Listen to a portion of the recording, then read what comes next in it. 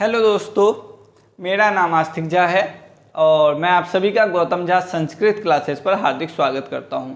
जैसा कि आप लोग जानते हैं कि हम ट्रिग्नोमेट्रिक चैप्टर से related very most important question की प्रैक्टिस कर रहे थे जो प्रीवियस ईयर पेपर में भी आए हुए थे। अभी हम उस सीरीज को थोड़ा रोकते हैं क्योंकि मुझे आपको सिलेबस भी कंप्लीट कराना है। तो मैं इसी केस में आपसे बहुत सारे कोई स्टूडेंट्स का कॉल आया था कि सर पॉलिनोमियल चैप्टर पढ़ाएं, मुझे उसमें दिक्कत हो रही है, हमें नहीं समझ में आ रहा कि पॉलिनोमियल्स को हिंदी में बहुपद कहते हैं कि इसमें होता क्या है। तो मैं उसी संदर्भ में आगे क्लासेस को लेके जा रहा हूँ। लेकिन कोई ये ना सोचे कि ट्रिग्नोमेट्री की क्लासेस अभी कंप्लीट हो चुकी है, नहीं। मैं बीच बीच में, यानी ज़्यादा टाइम नहीं, बीच बीच में जैसे कल या परसों आपको ट्रिग्नोमेट्री से रिलेटेड मैं प्रैक्टिस क्वेश्चंस का वीडियो बना के अपलोड कर दूंगा चैनल पे, आप देख लीजिएगा, ठीक है। लेकिन आज हम एक नया चैप्टर जिसे आप पॉलिनोमियल्स कहते हैं और हिंदी में जिसे बहुपद कहते हैं, ठीक है, क्या शुरुआत करते हैं। पॉलिनोमियल्स शब्द दो शब्दों से मिलकर बना है, पॉली और नॉमिनल्स। पॉली को हिंदी में बोलते हैं कई। मैं हिंदी और इंग्लिश दोनों वर्ड्स का यूज करूंगा जिससे इंग्लिश वालों को भी दिक्कत ना हो और हिंदी मीडियम वालों को भी दिक्कत ना हो, ठीक है। पॉली का मतलब होता है कई और नॉमिनल्स का मतलब होता है पद, ठीक है। कई को इंग्लिश में हम मैनी भी बोलते हैं और पद को हम हिंदी में टर्म्स भी बोलते हैं, ठीक है। यानी कई सारे पदों से मिलकर हमारा बनता है बहुपद। कई सारे पदों से मिलकर हमारा बनता है बहुपद। हिंदी में बोलें तो many terms equal to polynomials, ठीक है। बहुत सारे टर्म्स मिलकर पॉलिनोमियल्स का निर्माण करते हैं। बात समझ में आई आपके? सर बहुत का मतलब तो समझ गए, एक से ज्यादा, ठीक है। ये टर्म्स का मतलब क्या होता है? पद। तो याद रखना पॉलिनोमियल्स में टर्म्स टोटल 3 चीजों से मिलकर बना हुआ होता है। सर अब ये 3 चीज क्या है? टर्म्स जिसे हम हिंदी में पद भी कहते हैं 3 चीजों से मिलकर बना हुआ होता है। पहला है वेरिएबल, जिसे आप हिंदी में चर कहते हैं। चर मतलब अल्फाबेटिकली कोई टर्म सुना है ना, ABC से लेके XYZ, वही हमारा XYZ, जिसे जो इंग्लिश में होता है उसी को आप वेरिएबल्स बोलते हो और हिंदी में चर बोलते हो, ठीक है। दूसरे नंबर पे आता है कांस्टेंट, या हम जिसे कोफिशिएंट भी बोलते हैं, जिसको हिंदी में अचर राशि कहते हैं। क्या कहते हैं? अचर। मैथमेटिकल कोई डिजिट 1 2 3 4 इनफाइनाइट होते हैं, उनमें से कोई सा भी उठा लीजिए, वो हमारा क्या कहलाएगा? अचर। तीसरे नंबर पे आता है एक्सपोनेंट। एक्सपोनेंट मतलब पावर, जिसको आप हिंदी में घातांक पद के नाम से भी जानते हैं। लेकिन यहां याद रखना पावर तो हर किसी की होती है, अचर राशि की भी होगी यानी कोफिशिएंट का भी होगा, वेरिएबल की भी होती है जिसे आप चर राशि कहते हो। यदि मैं यहां पे मान लो 3x लिख दूं, ठीक है, तो पहले आप ये चेक करेंगे कि क्या ये पॉलिनोमियल में एक टर्म है। ये पॉलिनोमियल नहीं है। क्यों? पॉलिनोमियल्स कई सारे टर्म्स को मिला के बनता है। बहुपद कई सारे पदों से मिलकर बनता है। यहां तो सर एक ही पद लिखा आपने, कहेंगे सर एक क्यों? 2 है, लेकिन है तो संयुक्त रूप से एक ही ना। अब ये चेक करो कि ये टर्म्स क्या इन तीनों चीजों को फॉलो करता है, ठीक है। चेक करते हैं। चर राशि मतलब वेरिएबल, क्या वेरिएबल है? मतलब इंग्लिश में कोई टर्म, जी एक्स दिख रहा है, इंग्लिश में ही आता है, अल्फाबेटिक है। चलो, इसे बोलते हैं कोफिशिएंट।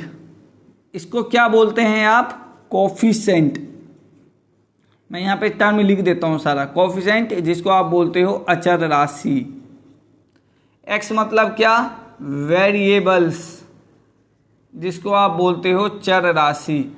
और ये पावर देखो 3 की ऊपर भी पावर 1 है और x की भी पावर 1 है। सर किसकी पावर देखनी है? आपको हमेशा वेरिएबल की पावर देखनी है। इसकी पावर कुछ नहीं है तो 1 तो है ना, तो यही आपका 1 क्या कहलाएगा? एक्सपोनेंट्स, जिसको आप बोलते हो घातांक पद। ये जो भी है जिन्हें बोला जाता है टर्म्स, ये सब आपको समझ में आया? ठीक है, ये सब इनके नाम हैं। हमेशा वेरिएबल के साथ कोफिशिएंट होगा और कोफिशिएंट के साथ हमेशा वेरिएबल होगा। समझ में आया? चर और असर राशि दोनों अलग हो ही नहीं सकते। हाँ, कई टर्म में वेरिएबल हाइट जरूर होता है, जिसको आप बोल देते हो कांस्टेंट टर्म। मैं भी आपको समझाऊंगा, ठीक है, लेकिन ये दोनों आएंगे एक साथ ही।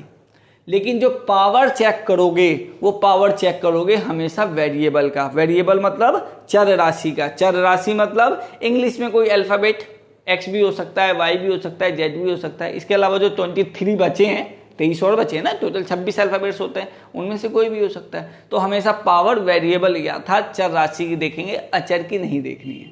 बात समझ में आया? अब सर क्या ऐसा भी कोई टर्म होता है जिसके साथ वेरिएबल ना हो या जिसके साथ कोफिशिएंट ना हो? कोफिशिएंट मतलब अचर ना हो। ठीक है, तो एक बात मैं आपको कंफर्म कर देता हूं कि ऐसा कोई वेरिएबल नहीं है जिसके साथ अचर ना हो।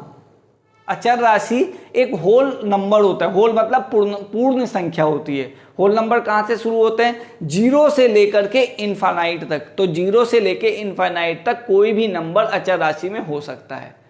ठीक है, तो आपसे एक क्वेश्चन ये भी पूछा जा सकता है एक नंबर में कि जो कोफिशिएंट लेते हो, जो अचर राशि लेते हो, ये कैसे नंबर होते हैं? नेचुरल होते हैं, होल होते हैं, इंटीजर होते हैं? तो आप इसका क्या जवाब दोगे? होल नंबर होते हैं, क्योंकि ये 0 से लेके इनफाइनाइट तक में कोई भी नंबर हो सकता है।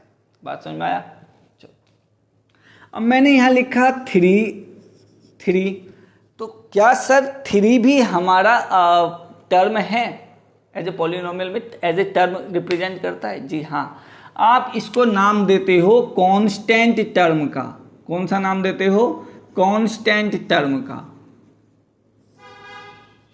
ठीक है, लेकिन सर आपने तो बोला था टर्म में वेरिएबल होना चाहिए। यहां आपने कांस्टेंट टर्म तो लिख दिया, लेकिन एक्सपोनेंट मुझे वेरिएबल की चाहिए।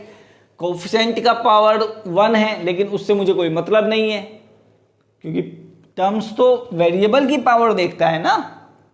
बात समझ में आया? टर्म्स तो पावर तो वेरिएबल की दिखनी चाहिए। तो सर इसमें तो वेरिएबल ही नहीं है, तो जब वेरिएबल नहीं है तो पावर कहाँ से दिखाऊं? एक बात कहूं, वेरिएबल है। कांस्टेंट टर्म में वेरिएबल ऑलवेज हाइड फॉर्म में होता है, छुपा हुआ पोजीशन में होता है। सर कैसे? एक बार बताओ, किसी भी वेरिएबल की पावर 0 की वैल्यू ऑलवेज 1 होती है। ठीक है, किसी भी वेरिएबल की पावर, यानी किसी भी कोई भी टर्म ले लो, 1 2 3 4, ये तो कोफिशिएंट हो गया, लेकिन अभी वेरिएबल पे आते हैं। ए से लेके जेड तक कोई भी नंबर, कोई भी अल्फाबेटिकल टर्म ले लो और उसकी पावर यदि आप 0 चढ़ा दोगे तो उसकी वैल्यू ऑलवेज 1 आ जाएगी। तो एक बार बताओ, यहाँ पे कुछ नहीं है तो x की पावर 0 लिख लूँ? अपने हिसाब से लिख सकते हैं भाई, टर्म बनाना है, टर्म इसे रिप्रेजेंट करना है।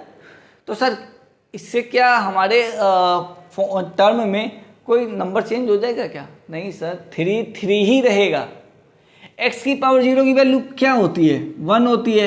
1 की मल्टीप्लाई 3 में करूंगा तो अभी भी तो नंबर 3 ही रहा। 3 से 5 या 4 या अदर कोई नंबर में कन्वर्ट थोड़ी हो गया, 3 तो 3 ही है। तो बात समझ में आया?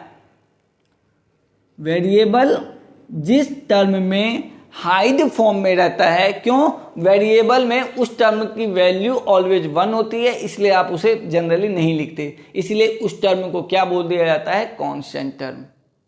बात समझ में आया?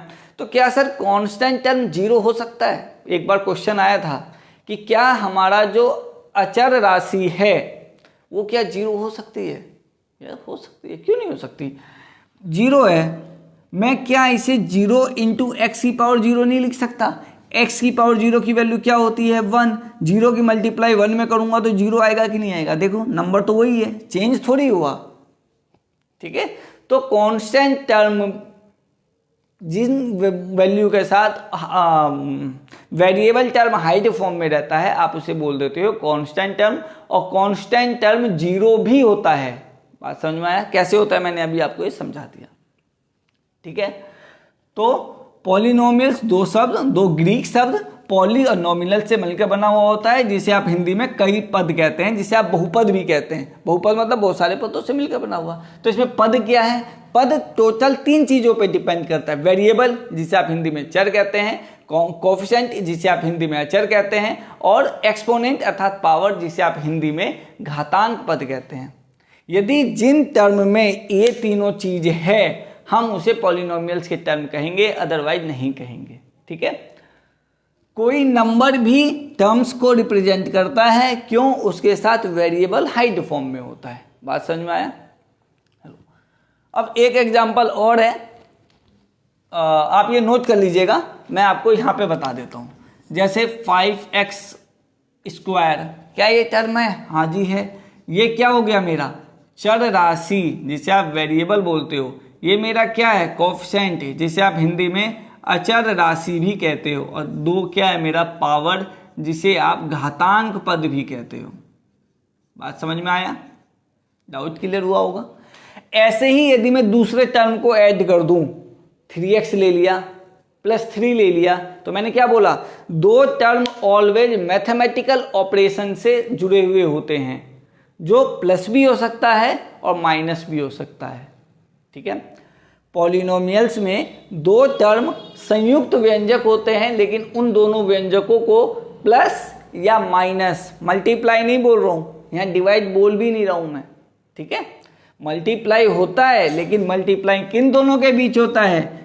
चर और अचर राशि के बीच। हमने भी मल्टीप्लाई करके दिखाया ना कांस्टेंट टर्म में। तो मल्टीप्लाई होता है चर और अचर राशि के बीच। ठीक है, लेकिन 2 टर्म ऑलवेज प्लस या माइनस, एडिशन या सब्ट्रैक्शन के माध्यम से जुड़ते हैं। अदर कोई भी माध्यम से 2 टर्म आपको जुड़े हुए दिखाई दें तो आप उसे एक ही टर्म कन्वर्ट कर लीजिएगा। बात समझ में आया? जैसे मान लो मैंने यहां लिख दिया 3x इंटू 2x, तो 3 2 जा 6, x का क्या हो जाएगा? स्क्वायर। तो देखो ये एक ही टर्म में कन्वर्ट हो गया कि नहीं हो गया? कई बार जो 4 ऑप्शन देके पूछते हैं कि इनमें से पॉलिनोमियल्स क्या हैं, और उनमें से कई ऐसे निकलते हैं कि एक ही टर्म बनाता है, और एक टर्म से कभी भी पॉलिनोमियल नहीं बनता। मतलब एक पद से कभी भी बहुपद नहीं बनता, क्योंकि नाम ही उसका बहुपद है, बहुत सारे पदों से मिलकर बना हुआ। बात समझ में आया? मैंने पूरी कोशिश करी है कि आपको बहुपद के बारे में बताने के लिए कि पॉलिनोमियल्स होता क्या है। हिंदी में बोले तो बहुपद होता क्या है। किसी भी चैप्टर को पढ़ने से पहले हमें उनका बेसिक कॉन्सेप्ट के बारे में मालूम होना चाहिए। ठीक है, फिर भी यदि किसी को कोई डाउट हो तो कमेंट सेक्शन में जरूर पूछेगा। मैं प्रॉमिस करता हूं मैं आपके अगले ही क्लास में आपके सारे डाउट को क्लियर करूंगा। लेकिन क्वेश्चन पूछिए, ठीक है, हमें भी अच्छा लगता है, मोटिवेशन मिलता है कि चलो कोई तो देख रहा है, कोई तो पढ़ रहा है। ठीक है, नहीं तो ऐसा लगता है कि बस हम कैमरे के सामने आके रिकॉर्ड कर रहे हैं, कोई फर्क ही नहीं पड़ता बच्चों को। ठीक है, इसीलिए क्वेश्चन पूछिए। ठीक है, आशा करता हूं आपको ये बात समझ में आया होगा। मैंने हिंदी और इंग्लिश दोनों टर्म का यूज किया है, दोनों वर्ड्स का, दोनों लैंग्वेज का यूज किया है। तो मुझे नहीं लगता कि इंग्लिश वालों को कोई दिक्कत आए या हिंदी मीडियम वालों को कोई दिक्कत आए। फिर भी यदि आती है तो मैं अलग अलग क्लास भी ले सकता हूँ सेपरेट, कि हिंदी मीडियम वालों की अलग क्लास, इंग्लिश मीडियम वालों की अलग क्लास। मैं आपके लिए मेहनत करने को तैयार हूँ, थोड़ा उधर से भी सपोर्ट दिखाइए अपनी तरफ से। ठीक है, चलिए अब ये नोट कर लीजिए। फिर मैं पॉलिनोमियल एज ए डिग्री यानी घात के रूप में कितने पॉलिनोमियल्स होते हैं, और टर्म्स यानी पद के रूप में कितने होते हैं, वो आपको बताऊंगा। ठीक है, ये आप नोट कर लीजिए, क्योंकि बहुत चीजें यहाँ से शुरू कीजिएगा। आपको पता है, लग ही गया होगा मैंने किस वे में लिखा है। ठीक है, इस वे में लिख के ऑप्शन भी, एग्जाम्पल भी लिख लीजिएगा कि x⁴ हाइट फॉर्म में होता है, तो 3 कॉन्स्टेंट टर्म हो गया, और हमेशा चर राशि अचर राशि के साथ ही आएगी। ठीक है, ये दोनों एक दूसरे के बिना अलग रह ही नहीं सकते। देखो कॉन्स्टेंट टर्म में भी ये छुपा हुआ फॉर्म में तो था ना, इसके साथ अलग तो नहीं था। ओके सर, वेरिएबल नहीं था, तो वेरिएबल था लेकिन छुपी हुई पोजीशन पे था, दिख नहीं रहा था बस, लेकिन है तो। चलो ये नोट कर लीजिए।